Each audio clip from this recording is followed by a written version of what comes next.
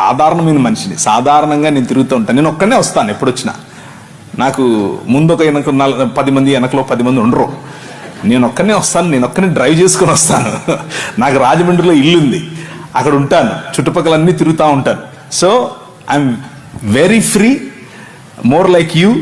మీతో కలిసి కూర్చోవటం, మీతో కలిసి భోజనం చేయటం, మీతో కలిసి మాట్లాడటం నాకు ఇష్టం. సో మీకు ఏదైనా ప్రశ్నలు ఉంటే, ఇప్పుడు ప్రశ్న జవాబులు అన్నారు కాబట్టి మీరు ఇది అడగచ్చో లేదో, ఇలా మాట్లాడచ్చో లేదో అన్న ఆలోచన లేకుండా మనసులో ఉన్నది ఉన్నట్లు అడిగేసేయండి.